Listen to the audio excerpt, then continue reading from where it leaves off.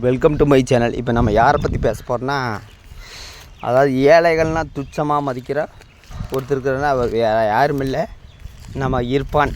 ஒரு 4 million subscriber வச்சுருக்குறாங்க. அவருக்கு வந்து இந்த பப்ளிசிட்டி பண்ணி மக்களை கேவலப்படுத்துறது அவருக்கு வாடிக்கையாக வச்சுருக்காரு. அவர் பண்ண செயல் மன்னிக்கவே முடியாது. அதே வேறு ஒரு 12 லட்சம் பேர் பார்த்துருக்குறாங்க. அப்புறம் ஒரு சிலர் ஒருத்தரை பற்றியே பேசுகிறீங்களா, இவரை பற்றி பேசுகிறேன். அப்போ அவங்களுக்கு நல்லா கேட்டுங்க. அதாவது காரில் போயிட்டு ரம்ஜான் அன்னைக்கு துணி இதெல்லாம் கொடுக்குறேன்ட்டு போனாங்க. அவங்க ஒய்ஃபுமே ஆய் காய்ஸ் அப்படிங்கிறாங்க. அதுக்கு அவங்க ஒய்ஃப் சிரிக்கிறாங்க. நாம் ஒருத்தருக்கு பொருள் கொடுக்கோன்னா நம்ம எந்த பலனையும் எதிர்பார்க்கக்கூடாது. அதாவது அதில் ஒருத்தர் கேட்குறாங்க, பணம் இருக்குதுன்னா உள்ளே வச்சு கொடுத்துருக்குற, இது பத்தாதா அப்படிங்கிறாரு. அப்புறம் தள்ளி நில்லுங்க, கையை தொடாதீங்க அப்படின்னு சொல்லி மட்ட மரியாதை கேவலம் பேசுகிறாரு. இதுக்கு உதாரணத்துக்கு சொல்கிறேன், ரத்தன் டாட்டா கேள்விப்பட்டிருப்பீங்க. அவர் எத்தனையோ பேட்டுக்கு நல்லது பண்ணிக்கிறாருங்க.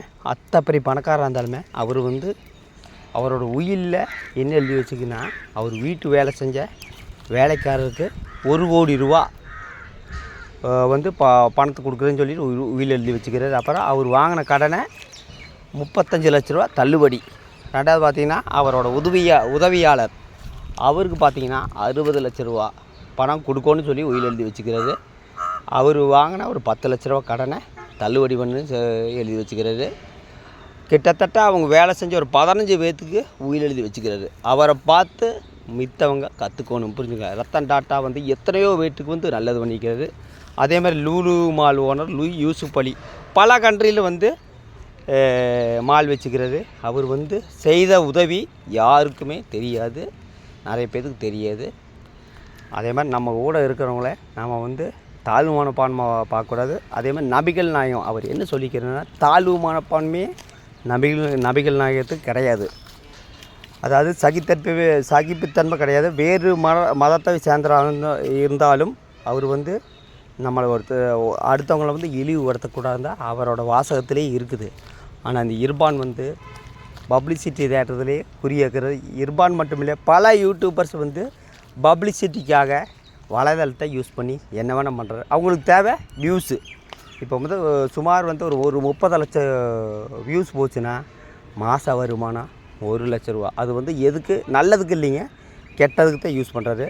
இர்ஃபான் போகிறாரு, கையை தொடாதீங்க, காலை தொடாதீங்க, உங்களுக்கு தானே கொடுக்குறேங்க. அவங்க கூட இருக்கிற ஒய்ஃபு சிரின்னு சிரிக்குது. இது பப்ளிசிட்டி.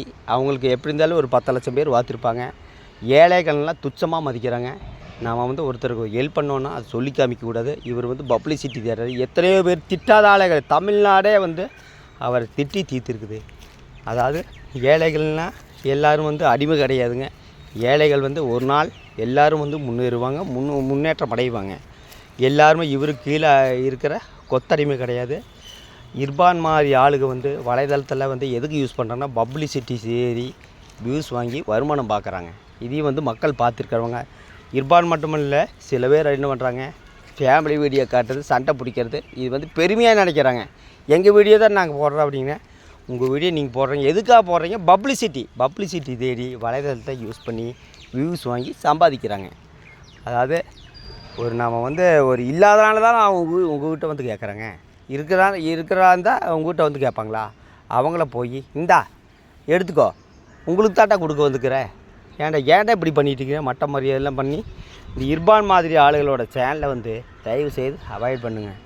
அதாவது எங்களுக்கு கீழே தாண்டா நீங்கள் அப்படின்ட்டு இவர் நினச்சிட்டு இருக்கிறாரு.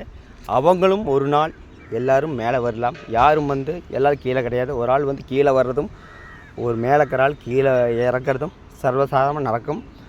ஆனால் இவர் செய்த பாவங்கள் எங்கே போனாலும் கரையாது. நபிகள் நாயகத்தோட வாசகத்தை பின்பற்ற சொல்லுங்கள். அவர் என்ன சொல்லிக்கின்னா, இல்லாதவங்களுக்கு ஹெல்ப் பண்ணுங்கள், அதை சொல்லி காமிக்காமங்க அவரோட வாசகத்தில் இருக்குது. ஆனால் அந்த இர்ஃபான் மாதிரி ஆளுக்கு இன்னும் திருந்த மாட்டார். இர்ஃபானுக்கு இது வேடிக்கை இல்லை. அதாவது ஆணினமாக பிறந்த குழந்தை பாலினமாங்கிறது பார்க்குறதே சட்டப்படி தப்பு. அவர் ஒரு டைம் பண்ணி அந்த வீடியோவை பல லட்சம் வியூஸ் பார்த்த கடைசியில் நீக்கிட்டார். இது அவருக்கு புதியதல்ல, சர்ச்சை அவருக்கு புதியதல்ல. அவர் பப்ளிசிட்டி தேட்டரான்னு நினைக்கிறாரு. அவரை மாதிரி ஆளுங்க தயவுசெய்து பேட்டி எடுக்கிறாங்கன்னா அதுதான் எனக்கு வேடிக்கையாக இருக்குது. யோசிக்க வேண்டியது